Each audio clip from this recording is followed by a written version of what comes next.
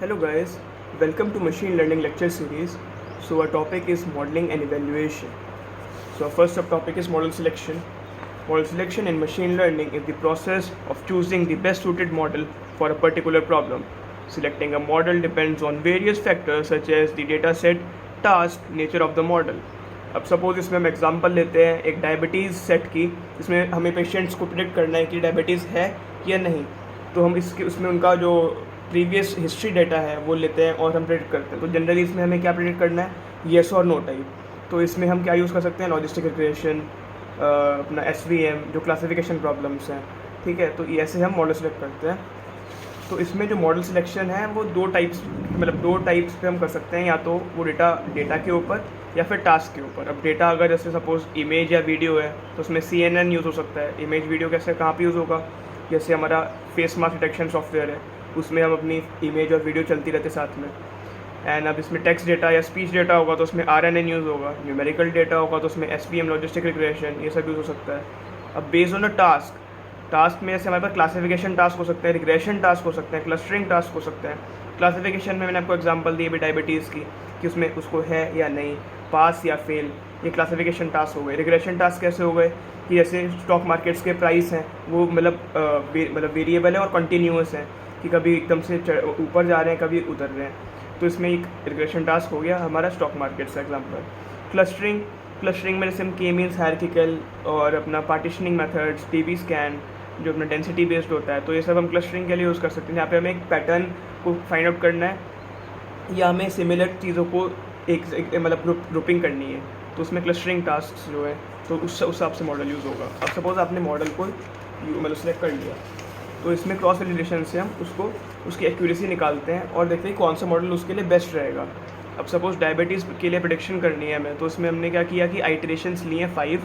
तो और हमारे पास 5 डेटा सेट्स हैं. तो अब क्या किया हमने, पहले उससे हमने ट्रेन किया मॉडल को, दूसरे से भी ट्रेन किया, थर्ड से भी ट्रेन किया, फोर्थ से भी ट्रेन किया और 5th डेटा सेट को हमने टेस्ट किया. तो ऐसे हमने 5 इटरेशंस करी हैं. कभी हमने थर्ड टाइम पे टेस्ट किया, कभी हमने सेकेंड टाइम टेस्ट किया है, कभी फर्स्ट टाइम टेस्ट किया है. तो इसमें हमने 5 इटरेशंस लिए हैं और हमने एक बार SVM मॉडल पे भी यूज़ किया है इसको और इसी को लॉजिस्टिक रिग्रेशन मॉडल पे भी यूज़ किया है. तो अब हम इसकी एक्यूरेसी निकालेंगे. एक्यूरेसी में क्या है कि जो SVM में हमने आइटरेशन जब 1 की तो 88% आई, आइटरेशन 2 करेंगे तो 83% आई. तो ऐसे ही हमने SVM के लिए निकाल ली और ऐसे ही हमने लॉजिस्टिक रिग्रेशन के लिए निकाल ली. तो अब उसके बाद में हम निकालेंगे इसकी मीन एक्यूरेसी. तो फॉर SVM मीन एक्यूरेसी हमारी आई 84.4% एंड फॉर लॉजिस्टिक हमारी मीन एक्यूरेसी आई 88%. तो जो ये 88% है ये ज़्यादा है, तो इसलिए हम लॉजिस्टिक रिग्रेशन मॉडल यहाँ पे सिलेक्ट कर लेंगे. तो ये हो गया हमारा क्रॉस वैलिडेशन. अब हमारा पार्ट है ट्रेनिंग पार्ट. तो ट्रेनिंग जनरली हम करते हैं सुपरवाइज्ड लर्निंग के अंदर, क्योंकि उसमें हमें लेबल डाटा देना पड़ता है और हम ट्रेनिंग सेट हमें यूज़ करते हैं कि पहले हम उसको ट्रेन करते हैं फिर हम टेस्टिंग सेट से उसको टेस्ट करते हैं. तो जनरली इसमें सपोज अगर हमारे पास एक डेटा सेट है तो उसको हम ट्रेनिंग सेट और टेस्ट डेटा सेट में डिवाइड करेंगे. तो उसका जो रेशियो होता है जनरली वो 80% और 20% होता है, या 90% भी हो सकता है ट्रेनिंग सेट और टेस्ट डेटा 10%. तो और इसमें जनरल रूल ये है कि do not train on test data, मतलब कि आपका ट्रेनिंग डेटा और टेस्टिंग डेटा सेम नहीं हो सकता वरना आपको बायस रिजल्ट मिलेंगे. और जो क्वालिटी ऑफ ट्रेनिंग डेटा और टेस्टिंग डेटा है वो भी बहुत मैटर करती है. जैसे इसमें poor training and testing sets can lead to unpredictable effects on output and it may lead to overfitting और underfitting of data and our model end up giving bias results. तो इसमें हमारे अगर पुअर डेटा क्वालिटी होगी तो उसमें हमें underfitting या ओवरफिटिंग देखने को मिल सकती है. तो अब हमारा मॉडल रिप्रेजेंटेशन एंड इंटरप्रेटेबिलिटी. तो जो इसमें हमने पहले फिटनेस की बात करी थी कि ओवर फिटिंग अंडर फिटिंग, तो जो फिटनेस है ऑफ द टारगेट फंक्शन, ये हमारा जो मतलब एक्यूरेटली रिजल्ट हमारा आ रहा है कि नहीं आ रहा वो हम पता लगा सकते हैं इससे. तो इसमें हमारे पास 2 कंडीशंस होती हैं, over fitting and under fitting. अब जैसे आप ये अंडर फिटिंग के लिए जो आप ग्राफ देख रहे हैं तो जैसे हमारी प्रेडिक्टेड वैल्यूज़ जो रेड लाइन से इंडिकेट हो रही हैं और जो हमारी एक्चुअल वैल्यूज़ हैं वो ब्लू क्रॉसेज हैं. तो देखो तो इसमें कितना डिफरेंस आ रहा है हमारे पास जो प्रेडिक्टेड है और जो हमारी एक्चुअल है ब्लू क्रॉसेस. तो इसलिए इसमें काफ़ी ज़्यादा एरर है. तो इसमें हम अंडर फिटिंग कहेंगे. और इसमें जो हमारे बायस, एक कॉन्सेप्ट है बायस एंड वेरिएंस का, तो बायस को हम जान लेते हैं एरर ऑफ ट्रेनिंग डेटा. तो अब हम इसको ट्रेन कर रहे हैं तो इसका एरर कितना ज़्यादा है, इस क्रॉस से लाइन का एरर बहुत ज़्यादा आ रहा है. तो इसमें हम करेंगे कि हाई बायस, कि मतलब high error of training data. और ऐसे ही अगर हमारे पास ट्रेनिंग डेटा में ही एरर इतना आ रहा है तो टेस्टिंग में भी ऑब्वियसली बहुत ज़्यादा ही आएगा जो एरर है, तो इसलिए high variance, error of testing data is variance. इतना आपको समझ आया। अब जैसे हमारे पास ओवर फिटिंग की प्रॉब्लम है, ओवर फिटिंग में क्या हो रहा है हमारे पास कि जो रेड लाइन है, जो हमारी एक्चुअल वैल्यू, जो हमारी प्रिडिक्टेड वैल्यूज़ हैं, और जो ब्लू क्रॉस हमारी प्रिडिक्टेड वैल्यूज़ हैं, तो वो बिल्कुल ही मैच हो रही हैं, तो बिल्कुल पॉइंट टू पॉइंट मैच हो रही है। तो इसमें जो हमारे बाकी पॉइंट्स होंगे, जो हमारे बाकी डेटा पॉइंट्स होंगे, वो नॉइज़ बन जाएंगे। तो जो हमारी नॉइज़ पॉइंट्स होंगे वो बहुत ज़्यादा बढ़ जाएंगे, तो उसकी वजह से जो हमारी टेस्टिंग, जब हम टेस्टिंग करेंगे तो उसमें हमारे पास बहुत ज़्यादा एरर आएगा। तो इसलिए इसमें क्या हो गया, लो बायस, मतलब टेस्टिंग के टाइम पे तो कोई एरर है ही नहीं, तो लो बायस। और लेकिन ट्रेनिंग के टाइम में कोई एरर नहीं है, टेस्टिंग के टाइम बहुत ज़्यादा एरर है, तो उसमें हमारे पास हो जाएगा हाई वेरिएंस। और जो हमारे पास एक बेस्ट फिट वाला मॉडल है, इसमें क्या है कि बिल्कुल कि ज़्यादा एरर नहीं है, और एक ही एवरेज मॉडल है, तो ये हमारे पास ट्रेनिंग में भी कम एरर देगा और टेस्टिंग में भी कम एरर देगा। तो इसलिए इसमें हमने लिख दिया लो बायस एंड लो वेरिएंस। तो ये था हमारा कॉन्सेप्ट फिटिंग का। और अब हम आते हैं evaluation and performance of a model. तो अब जो है एक मॉडल की परफॉर्मेंस हम कैसे जज करेंगे, तो इसमें हमारे पास कॉन्सेप्ट्स आते हैं confusion matrix, ROC curve, AUC curve और RMSE। तो इसमें पहले हम देखते हैं कन्फ्यूजन मैट्रिक्स को। तो जनरली ये क्लासिफिकेशन मॉडल है, मतलब इवैल्यूएट करते हैं क्लासिफिकेशन मॉडल को। जैसे इसमें आपको दिख रहा होगा यहाँ पे कि लॉजिस्टिक रिग्रेशन का हमने ग्राफ बना रखा है। तो अब उसमें क्या होता है कि एक थ्रेशोल्ड वैल्यू होती है, अगर उस थ्रेशोल्ड वैल्यू से कम आ रहा है तो वो फेल है, अगर थ्रेशोल्ड से ज़्यादा आ रहा है तो वो सक्सेस है। तो अब जो हमारा ये हमारा कन्फ्यूजन मैट्रिक्स है, तो इसमें क्या होता है, जैसे ये हमारे कन्फ्यूजन मैट्रिक्स है, तो ये 2x2 का मैट्रिक्स है अभी हमारे पास। तो इसमें हमारे पास फर्स्ट कॉलम में से हमारे पास ट्रू पॉजिटिव है, second false negative, false positive, true negative. मतलब ट्रू पॉजिटिव मतलब कि सच में पॉजिटिव था और उसने प्रेडिक्ट भी पॉजिटिव किया। फॉल्स नेगेटिव मतलब कि पॉजिटिव था लेकिन उसने नेगेटिव प्रेडिक्ट किया, तो मतलब फॉल्स नेगेटिव। फॉल्स पॉजिटिव मतलब नेगेटिव था और पॉजिटिव प्रेडिक्ट किया। ट्रू नेगेटिव मतलब नेगेटिव था और नेगेटिव ही प्रेडिक्ट किया। तो इसमें हमारे पास जनरली एरर क्या है, हमारे पास जो ये ट्रू पॉजिटिव ट्रू नेगेटिव तो सही है कि उसने सही प्रेडिक्ट किया, लेकिन जो गलत प्रेडिक्ट क्या किया है, फॉल्स पॉजिटिव और फॉल्स नेगेटिव। तो फॉल्स पॉजिटिव को हम टाइप 1 एरर में ले लेंगे और फॉल्स नेगेटिव को हम टाइप 2 एरर में ले लेंगे। तो जनरली हमें इन दोनों को रिड्यूस करना होता है, हमारा मेन मोटिव ये है कन्फ्यूजन मैट्रिक्स का। अब जैसे हम एक एग्जांपल लेते हैं कि हमें टाइप 1 एरर या टाइप 2 एरर, मतलब किसको हम रिड्यूस करेंगे, तो ये डिपेंड करता है सिचुएशन के ऊपर। अब सपोज मेरा फर्स्ट एग्जांपल है कि कैंसर प्रेडिक्शन। कैंसर वाले में क्या दिखा रहा है अभी इसमें हमें डाटा में कि जो हमारा फॉल्स नेगेटिव है वो काफ़ी हाई है, 160 है। तो इसका मतलब ये है कि उसको कैंसर है लेकिन कैंसर प्रेडिक्ट नहीं हुआ। तो ये तो मतलब बहुत बड़ी प्रॉब्लम हुई ना, क्योंकि उसको बिना सपोज़ किसी को कैंसर नहीं है और उसको प्रेडिक्ट हो जाए कि है, तो वो फर्दर टेस्ट में उसको पता लग सकता है कि हाँ मेरे पास कैंसर नहीं है, तो वो इतनी मेजर इशू नहीं है।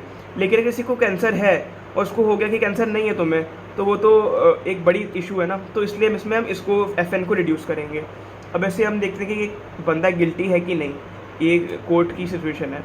तो इसमें हमारे पास फॉल्स पॉजिटिव मतलब कि वो गिल्टी नहीं था लेकिन उसको प्रेडिक्ट किया गिल्टी है। तो हमेशा हमारे जो इंडियन लॉज हैं उसमें हम बेनिफिट ऑफ डाउट देते हैं कि कोई भी गिल्टी है वो बचना नहीं चाहिए, पर जो नॉन गिल्टी है वो गिल्टी ना कभी प्रूव हो जाए। तो ये एक बड़ा इशू है, तो इसलिए हम इसको यहाँ पे FP को रिड्यूस करेंगे। ठीक है, अब हम एक एग्जांपल है स्टूडेंट एग्जाम्स की। तो इसमें हम स्टडी ऑफ आर्ट्स ले रहे हैं यहाँ पे और क्लास लेवल ले रहे हैं कि वो फेल हुआ है कि सक्सीड हुआ है। तो हम एक जनरली ये आइडिया निकालने वाले हैं कि सपोज जो एक बच्चा अगर 3 घंटे दिन में पढ़ रहा है, 4 घंटे पढ़ रहा है, तो वो फेल हो रहा है या पास हो रहा है। तो ये उसका से ग्राफ हमने अभी थ्रेशोल्ड लिए है। थ्रेशोल्ड जो है काफ़ी इंपॉर्टेंट पार्ट रहेगा इसके अंदर। जैसे मैंने 0.5 लिया है, जैसे लॉजिस्टिक रिग्रेशन आपको पता है प्रोबेबिलिटी बेस्ड है, तो इसमें अगर 0.5 से ज़्यादा होगा तो वो सक्सीड है, अगर 0.5 से कम होगा तो वो फेल है। ठीक है, तो ये हमारा एग्जांपल है। तो अब इसमें हमने क्या किया है कि हमने प्रेडिक्शन करवाई है अभी। तो अब हमारे पास ये तो एक्चुअल लेबल डाटा था, ठीक है, कि हमें इसका आउटकम पता है कि वो फेल हुआ है सच में और सच में पास हुआ है। अब हम प्रेडिक्ट क्या किया है कि इसमें से चलो फर्स्ट 3 में तो तीनों में फेल है, ठीक है, तो ट्रू नेगेटिव आ गया कि हाँ फेल था और रिपीट भी फेल हुआ है, तो ट्रू नेगेटिव। अब इसमें 5th वाले में क्या है कि वो पास है लेकिन प्रेडिक्ट क्या किया है कि फेल है, तो इसमें क्या हो गया फॉल्स नेगेटिव। तो ऐसे ही हमने निकाल ली और इसको जितनी वैल्यू सपोज 3 TN है तो TN हमारे पास यहाँ पे 3 आ जाएगा। ऐसे हमें एक कन्फ्यूजन मैट्रिक्स बनाना है।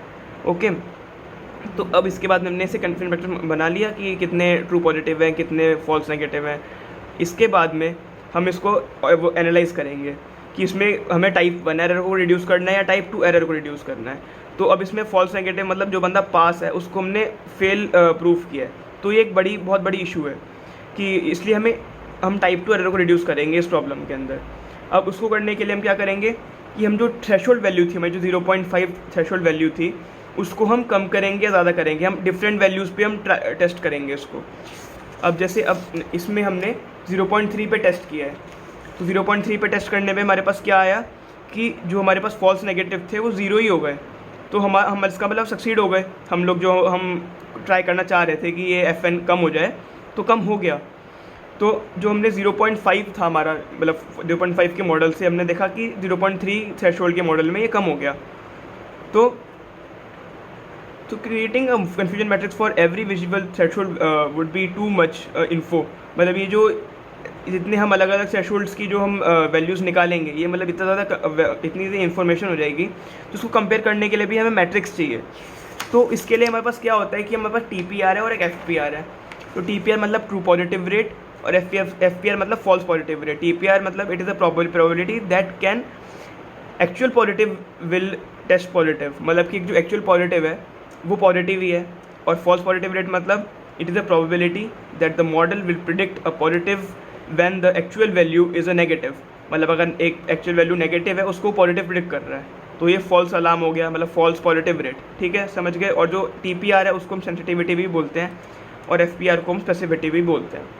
तो ROC अब हम आएगा ROC कर्व। ROC कर्व मतलब ROC का फुल फॉर्म है रिसीवर ऑपरेटिंग कैरेक्टरिस्टिक कर्व। तो ROC का जो फुल फॉर्म मतलब जो फॉर्मूला है, तो इसमें हम यूज़ करेंगे TPR एंड FPR। तो जो ROC का जो कर्व आएगा वो हमारे पास TPR और FPR की वैल्यू को हम प्लॉट करेंगे ग्राफ पे। तो TPR कैसे निकालेंगे हम, true positive divide by true positive plus false negative. तो ये हमारे पास प्रीवियस एग्जांपल में यहाँ पे हमारे पास TP कितना था, 3 था और फॉल्स नेगेटिव 0 था। तो ये भी हमने यहाँ पे 0 आ गया, तो मतलब 3 डिवाइड बाई 3 1। ओके, और ऐसे हम FPR निकाल लेंगे। FPR क्या है, FP divide by FP plus TN। तो ऐसे हमारे पास 0.25 आ गया। तो अब इसके बाद हम क्या करेंगे कि ऐसी डिफरेंट थ्रेशोल्ड वैल्यूज़ पे जो हमारे पास TPR और FPR आएगा, तो उसको हम प्लॉट करते रहेंगे तो हमारे पास एक ग्राफ बन गया ROC कर्व। और जो इस ग्राफ के नीचे जो ये एरिया होगा इसको हम बोलते हैं AUC, area under the curve. तो जिसका एरिया अंडर द कर्व ज़्यादा होगा, सपोज में हमारे पास डिफरेंट ग्राफ्स आएंगे, सपोज जैसे अब हमारे 2 ग्राफ हैं कि भी मॉडल 1 मॉडल 2, सपोज ये SVM पे बनाया है, ये हमने लॉजिस्टिक्स रिग्रेशन पे बनाया है। तो इसका देखो रेड वाला कर्व छोटा है, ब्लू वाला कर्व ज़्यादा है, मतलब एरिया ब्लू वाले कर्व का ज़्यादा है। तो जिस ग्राफ का कर्व का एरिया ज़्यादा होगा वो मॉडल बेटर परफॉर्म करेगा हमेशा। AUC ज़्यादा, मॉडल अच्छा। ठीक है, तो ये थी model ROC, AUC and confusion matrix. और ये कब यूज़ होता है, हमेशा क्लासिफिकेशन प्रॉब्लम्स में। और अब इस पे हम बेस पे जो आपके यूनिवर्सिटी में क्वेश्चंस आते हैं वो निकालने को आते हैं, प्रिसीजन एंड रिकॉल, एक्यूरेसी, ये सब निकालने के लिए आएगा। तो उसके जो फार्मूलाज हैं वो आप देख सकते हो कि एक्यूरेसी मतलब कि परसेंटेज ऑफ करेक्ट प्रिडिक्शंस, कि कितने परसेंट प्रिडिक्शंस करेक्ट आएंगी। तो इसमें एक्यूरेसी का क्या है, TP plus TN divide by TP plus TN plus FP plus FN। ये एक्यूरेसी निकालने का फार्मूला हो गया। जो प्रिसीजन और रिकॉल है, प्रिसीजन क्या है, proportion of positive results correctly classifieds. तो अब इसमें प्रिसीजन है TP divide by TP plus FP। और रिकॉल क्या है, percentage of correct positive classification. अब रिकॉल का फार्मूला है TP divide by TP plus FN। तो ये आपको ये 3 फार्मूले तो आपको याद रखने ही हैं कि यूनिवर्सिटी एग्जाम्स के लिए आपके। अब इसके बाद हमारे पास आता है रिग्रेशन प्रॉब्लम्स को हम कैसे करेंगे, कैसे एवेल्यूएट करेंगे। तो उसमें हमारे पास आता है RMSE, root mean squared error. तो अब इसके अंदर से आपको ग्राफ दिख रहा है कि ये जो हमारी वैल्यूज़ एक्चुअल वैल्यूज़ हैं और जो ये ग्रीन लाइन है ये हमने प्रेडिक्ट करी हैं। तो इसमें ये जो है हमारा एरर है बीच में, जितना डिस्टेंस आ रहा दोनों में। तो जो हमारे पास MSE है, जैसे MSE का फार्मूला क्या है, 1/n divide summation of yi minus yi cap. yi जो है एक्चुअल वैल्यूज़ हैं और yi क्या प्रेडिक्टेड वैल्यूज़ हैं। और अगर हम RMSE निकालना होगा तो क्या करेंगे, रूट ऑफ MSE, इस पूरे का हम रूट कर देंगे। और जो n क्या है इसके अंदर, n है हमारा टोटल नंबर ऑफ पॉइंट्स, जो जितने पॉइंट्स हैं ना हमने प्रिडिक्ट कर रहे हो जितने एक्चुअल पॉइंट्स हैं वो n है। तो इसमें ये हमारा मेथड है रिग्रेशन प्रॉब्लम्स को करने का। तो अब इसमें क्या करेंगे, क्या है, it measures average square difference between the predicted values and the actual values. तो ये मतलब स्क्वायर डिफरेंस को मेजर करता है। तो जिसमें स्क्वायर ऑफ एरर कम होगा वो हमारा मॉडल अच्छा होगा। ठीक है, तो गाइस आज के लेक्चर में बस इतना ही था। Thank you.